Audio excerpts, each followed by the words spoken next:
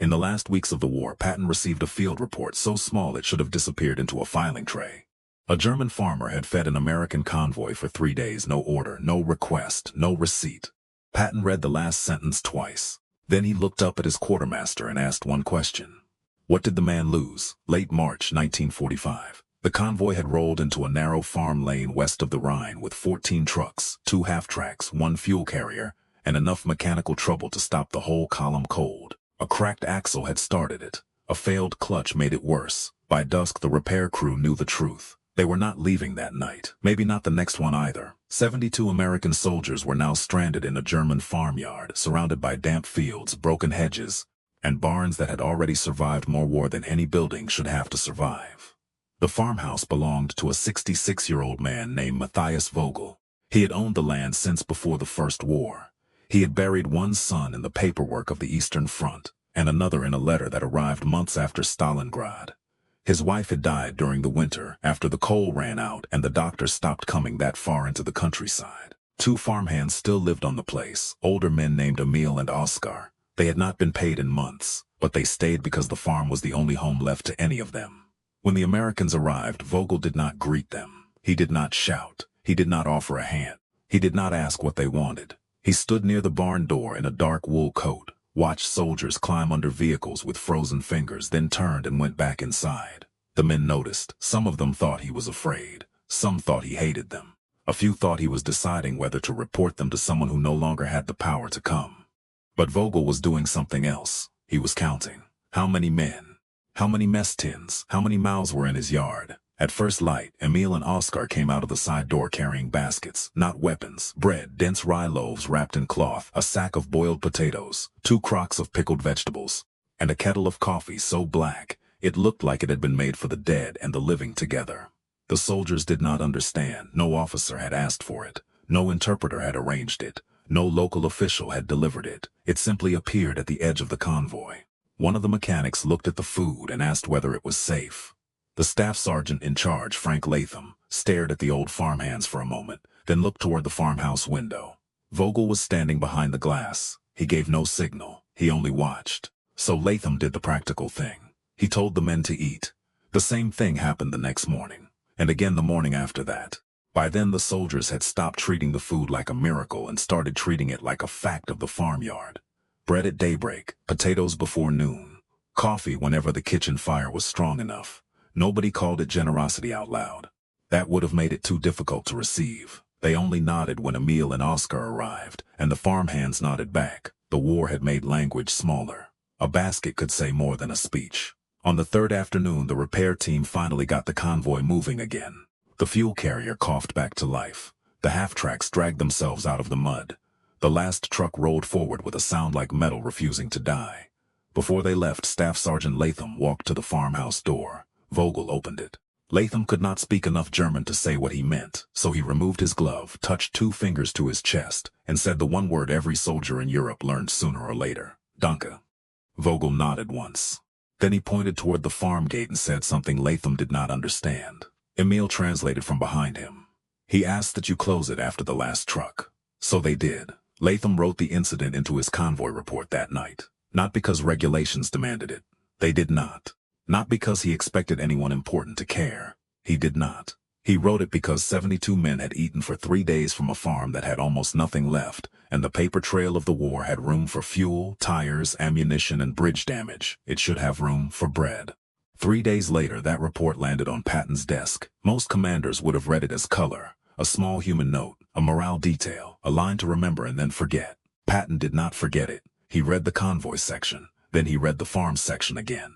Then he called in a quartermaster officer named Major Allen Price and asked for the value of 3 days of food for 72 men.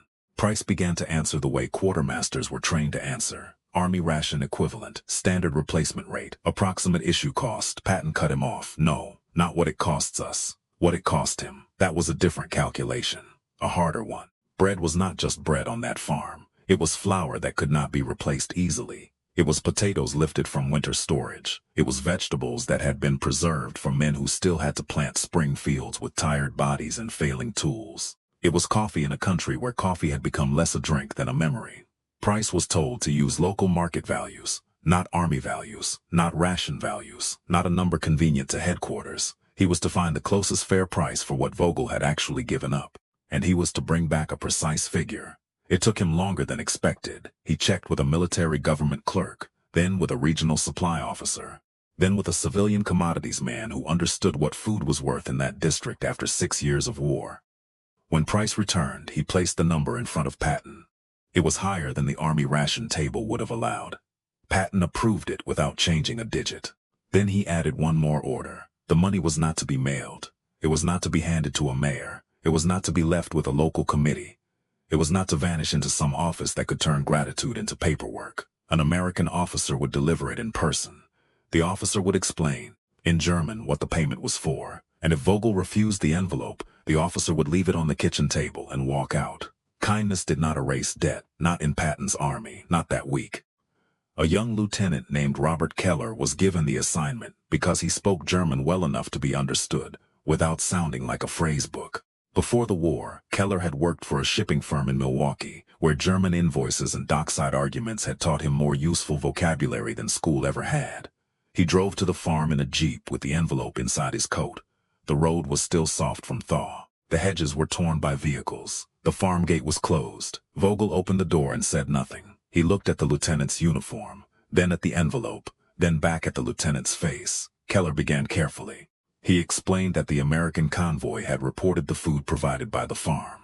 He explained that the amount in the envelope had been calculated from current local food prices, not from army ration tables. He explained that General Patton had personally ordered the payment.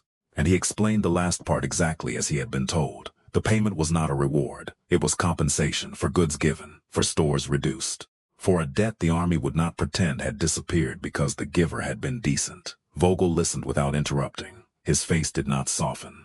When Keller finished, the old farmer looked down at the envelope and said, in a dry voice, that he had not fed the soldiers to be paid. Keller nodded. He had expected that. Then he said the line he had practiced on the drive over. The general understands that. That is why he sent it. For the first time, Vogel looked uncertain. Not offended, not grateful, uncertain. As if the thing being offered to him was not money, but a kind of recognition he had not prepared himself to receive. He reached out. He took the envelope. He did not open it. He only held it in one hand and stepped aside from the door. Then he asked Keller if he wanted coffee. They sat in the kitchen for 20 minutes. The room was cold except near the stove. A cracked cup sat near Keller's hand. The envelope remained on the table between them, untouched. Vogel spoke more than Keller expected. He talked about his sons without asking for pity. He talked about the spring planting as if the war were an obstacle the weather had placed in front of him. He talked about Emil and Oscar, who had stayed because old men sometimes belonged to a place long after the place stopped being able to pay them. He did not speak of politics. He did not defend Germany. He did not praise America.